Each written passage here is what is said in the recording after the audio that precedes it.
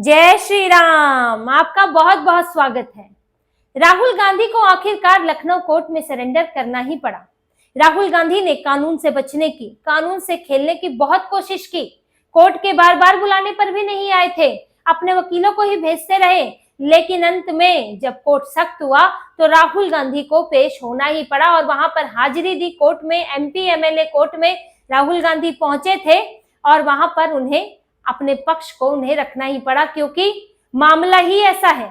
सेना के अपमान का मामला है। राहुल गांधी को लगा होगा सेना का अपमान करेंगे, कुछ भी बोल देंगे। वैसे तो वो कुछ भी बोल देते हैं, कुछ भी बोल देंगे और बच के निकल जाएंगे, लेकिन ऐसा नहीं है। उनके ऊपर मानहानि का केस हुआ है और उनको कोर्ट बुला रहा था, लेकिन राहुल गांधी अभी तक नहीं आ रहे थे। वो पेशेवर अपराधी की तरह व्यवहार कर रहे थे, जिनके ऊपर कई केस चल रहे हैं, जमानत मिली हुई है कई मामलों में, भ्रष्टाचार का मामला है, नेशनल हेराल्ड का मानहानि का मामला है, अपमान का मामला है, कई मामले उनके ऊपर चल रहे हैं और वो कोर्ट को जहां इग्नोर हो सकता है इग्नोर करते रहते हैं।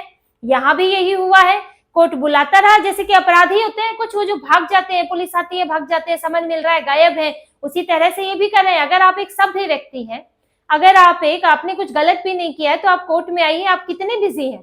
5 बार बुलाया था लखनऊ के एमपी एमएलए कोर्ट ने और ये नहीं पहुंचे वहां पर। जब ये अंतिम समय हो गया कि अब आप नहीं आएंगे तो एक तरफा फैसला होगा, तो तब ये पहुंचे हैं, वहां गए।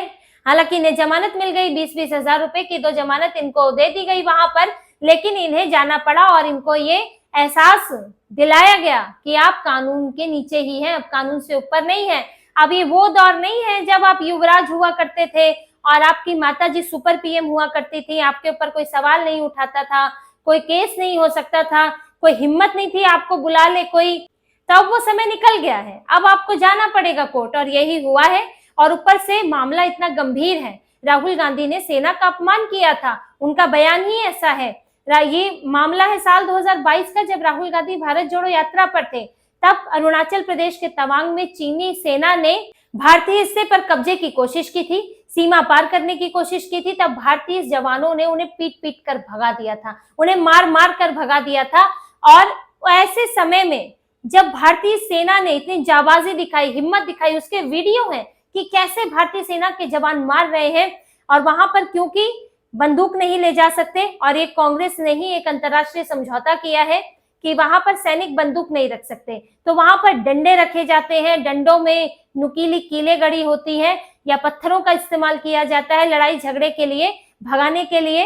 अगर चीनी सैनिक इधर आते हैं, चीनी सैनिक भी बंदूक नहीं रख सकते हैं, वो भी इसी तरह के हथियार इस्तेमाल करते हैं। लेकिन चीन की आदत ज्यादा बुरी है। भारत तो कभी इस तरह की कब्जे की कोशिश करता नहीं है, तो चीन की तरफ से हुई थी कोशिश। तो राहुल गांधी ने क्या कहा? राहुल गांधी ने कहा कि मीडिया इस पर सवाल नहीं पूछेगा कि चीन ने कैसे हमारी जमीन पर कब्जा कर लिया, हमारे 20 जवान शहीद कर दिए, कैसे चीनी सैनिक हमारे जवानों को पीट रहे हैं, इन्होंने शब्द इस्तेमाल किया।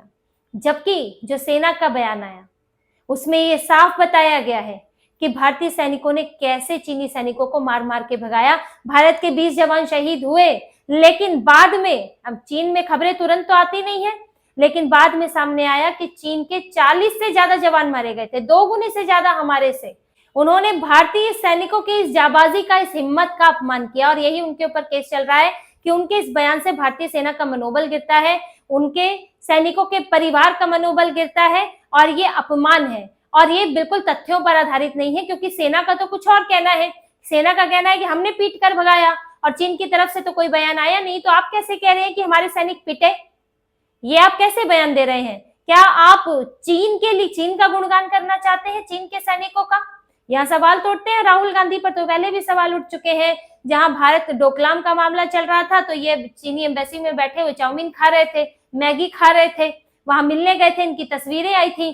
तो ये राहुल गांधी का चीनी लगाव तो हमेशा दिखता रहा है, वो हमेशा तारीफ करते रहे हैं और इन्होंने भारतीय सेना को भी नहीं बख्शा। और इस अपमानजनक बयान के बाद जब केस हुआ है, 2022 का केस है, तो राहुल गांधी, अब इन्हें पता है गलत तो बोला है तो टालते रहो, टालू रवैया इन्होंने अपनाया कि वहां पर तारीख पड़ रही है, एमपी एमएलए कोर्ट बुला रहा है, ये गए नहीं, 5-5 समन जारी हो गए।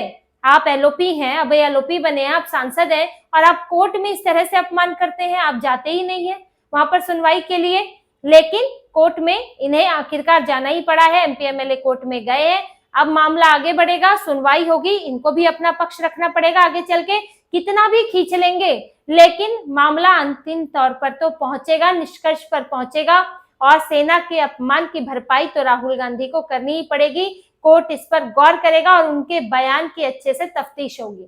तो इसी तरह की और खबरें और विश्लेषण आपके लिए लाते रहेंगे। हमसे जुड़े रहिए, सब्सक्राइब कीजिए, कमेंट कीजिए। बहुत बहुत धन्यवाद।